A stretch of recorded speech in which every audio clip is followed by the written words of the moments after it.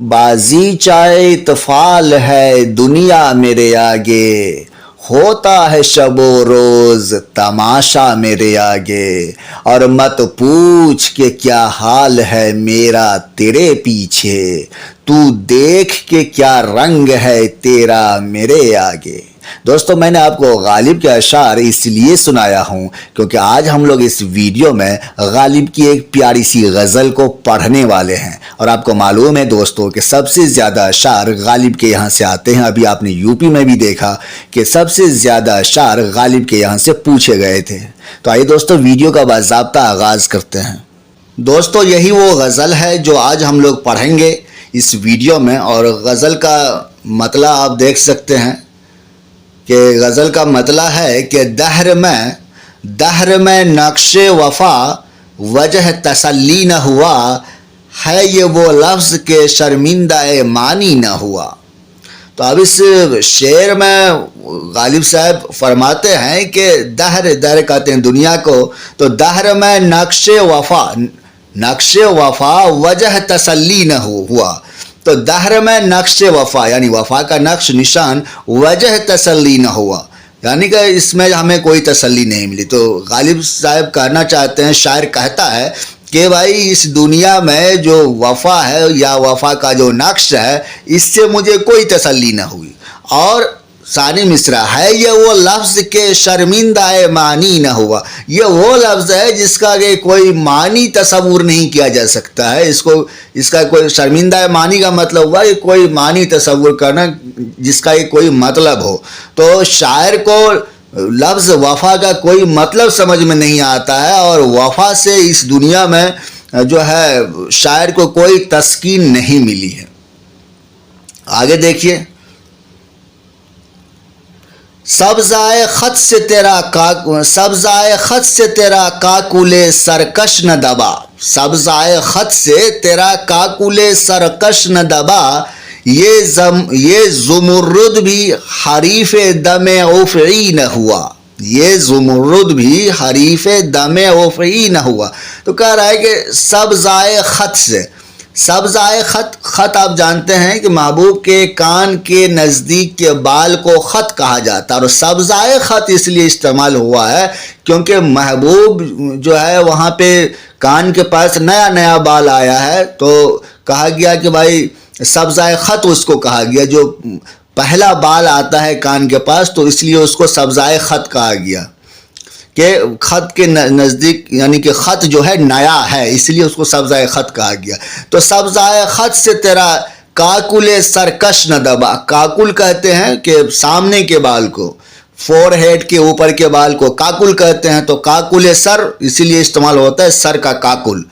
तो जो है सरकश ये अलग वर्ड है, काकुले सरकश। तो सरकश आप जानते हैं, सरकश कहते हैं कि बदमाश को, नाटी को, नटखट को, जो कि सरकश कहते हैं ना, वही सरकश हो रहा है।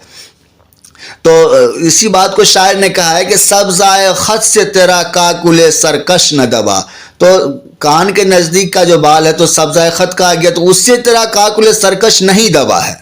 जो जिस तरह से जो है सरकश काकुल जो है जिस तरह से सरकशी करता था पहले, वो अब भी कर रहा है।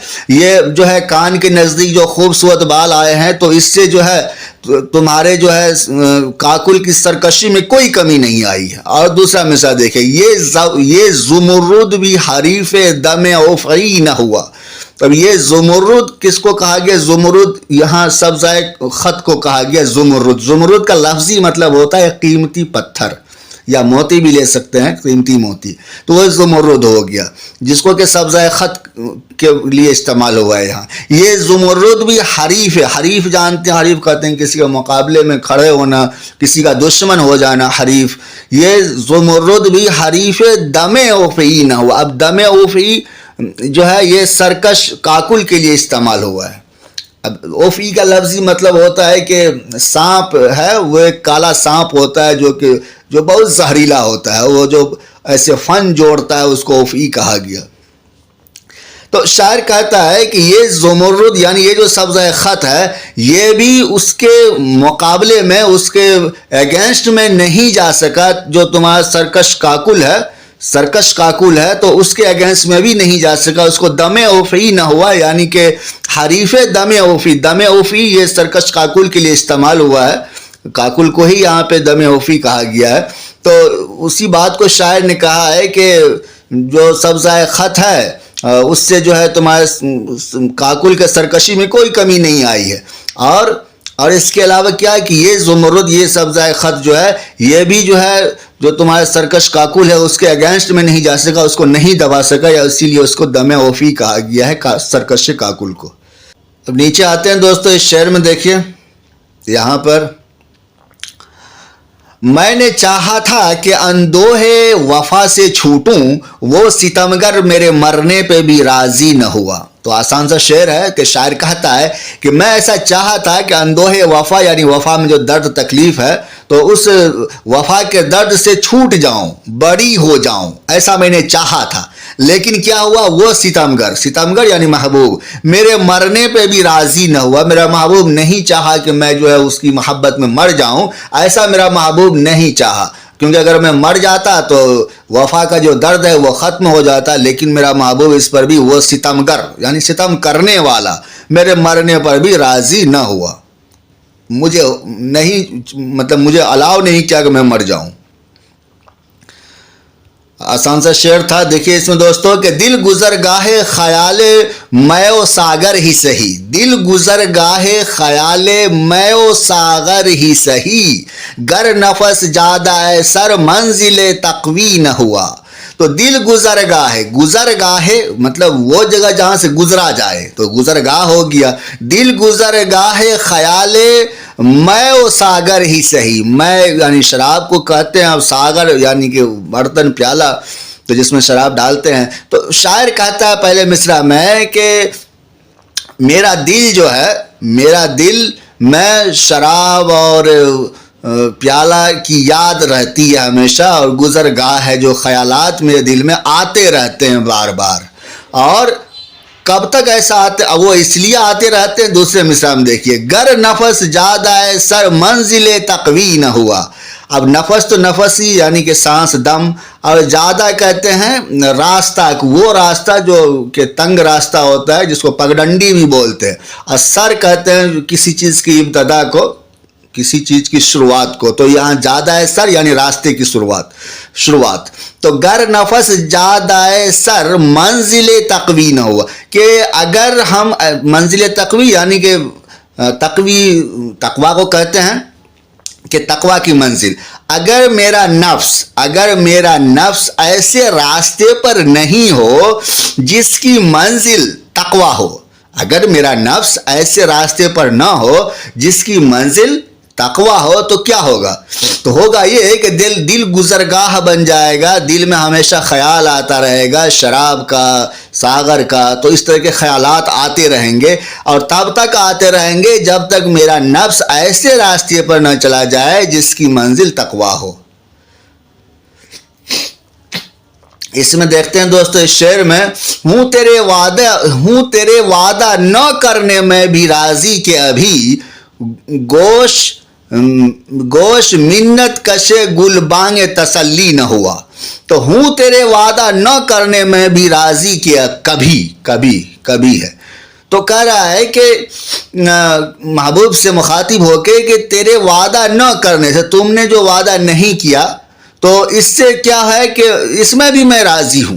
اگر تم نے مجھ سے ملنے کا وعدہ نہیں کیا ہے تو اس میں بھی میں راضی ہوں, خوش ہوں.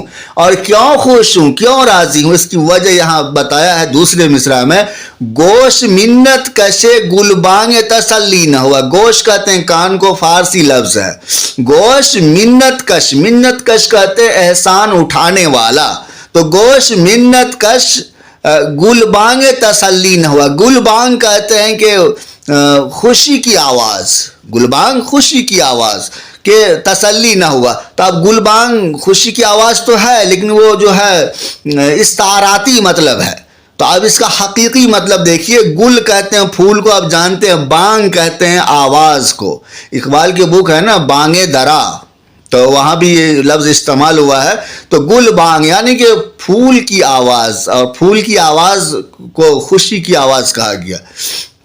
تو کہہ رہا ہے شاعر کہ اس شعر میں کلیئر ہوا ہوگا، پھر بھی ایک بار بولتا ہوں کہ جو ہے اے محبوب اگر تم نے مجھ سے ملنے کا وعدہ نہیں کیا تو اس میں میں خوش ہوں، کیونکہ میں تو جانتا ہوں کہ تم وعدہ وفا نہیں کرتے ہو، اور یہ جو ہے یہ بلا وجہ جو ہے خوش ہونے کی اس میں کوئی ضرورت ہی نہیں تھی، خوشی والی کوئی بات ہی نہیں تھی، اگر تم وعدہ کر بھی لیتے تو وعدہ وفا نہیں کرتے، تو اسی لیے میں خوش ہوں کہ تم نے نہیں بھی کیا وعدہ تو کوئی بات نہیں ہے، تمہارا وعدہ کرنا نہیں کرنا دونوں تو ویسا ہی ایک جیسا ہی ہے، اور مفت میں جو ہے کان جو ہے منت کش ہوتا ہے، تمہارا احسان اٹھاتا ہے کہ ہاں بھائی کان کو لگتا ہے کہ ہاں بھائی محبوب نے وعدہ کیا ہے ملنے کا، تو اس سے اچھا یہی ہے کہ تم نے نہیں کیا وعدہ، تو اس میں خوش ہوں۔ دیکھیے کس سے محرومی یا قسمت کی شکایت کیجیے، ہم نے چاہا تھا کہ مر جائیں سو وہ بھی نہ ہوا۔ اب شاید یہ تو کوئی مشکل اس میں لفظ نہیں ہے جہاں تو میں سمجھتا ہوں کہ کس سے ہم جو ہے قسمت کی محرومی کی شکایت کریں، ہم تو اتنے بد قسمت ہیں کہ ہم نے یہ چاہا تھا کہ مر جائیں اور سارے غم اور تکالیف سے بری ہو جائیں، آزاد ہو جائیں، لیکن جو ہے وہ بھی جو ہے ہم سے نہ ہو سکا، بس اتنی سی بات ہے۔ اور یہ آخر کا شعر ہے،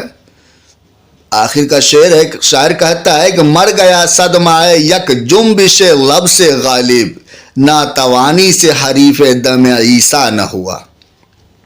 تو پہلا مصرع آسان ہی ہے، جنبش کہتے ہیں کہ ہلنے کی کیفیت کو جنبش، لب جنبش یعنی کہ ہم جب کچھ بولتے ہیں تو بھلے آواز نہ نکلے لیکن لب ہلتا ہے تو اس کو کہا گیا، لب کے ہلنے کی کیفیت کو جنبش کہا گیا، کہ مر گیا صدمہ یک جنبش لب سے غالب، ہم تو اتنے کمزور ہیں کہ لب کے ہلنے سے بھی جو ہے ہم مر جائیں گے، مر گیا، ہم جو ہے لب کے ہلنے سے بھی مر جائیں گے، ہم اتنے کمزور ہیں، اور میری حالت ایسی ہے کہ ناتوانی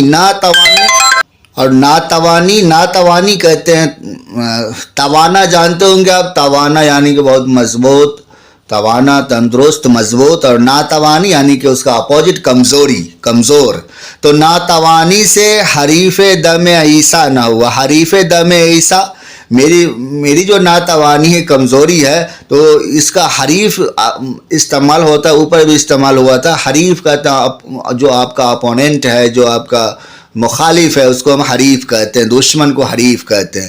تو جو عیسیٰ علیہ السلام تھے جو کہ مردہ تک کو زندہ کر دیتے تھے اللہ کے حکم سے، تو وہ بھی جو ہے میری ناتوانی کو دور نہیں کر سکا، اور اوپر کا مصرع تو آپ نے دیکھ ہی لیا ہے کہ مر گیا صدمہ یک جنبش لب سے غالب، کہ اتنا جو ہے میں کمزور تھا، اس قدر میں کمزور تھا کہ میں یک جنبش لب سے مر گیا، اور میری کمزوری کی حالت یہ تھی کہ اس کو عیسیٰ علیہ السلام بھی ٹھیک نہیں کر سکے، اس کے حریف نہیں ہو سکے، یعنی کہ اس کا مقابلہ نہیں کر سکے، جیسے ابھی پہلا مصرع میں اوپر میں آیا تھا نا، پہلا شعر میں یہاں بھی حریف استعمال ہوا ہے، کہاں تو وہاں یہاں بھی حریف استعمال ہوا ہے، تو جو ہے اسی طرح سے یہاں بھی استعمال ہوا ہے اپوننٹ، جس کو انگلش میں بولتے ہیں۔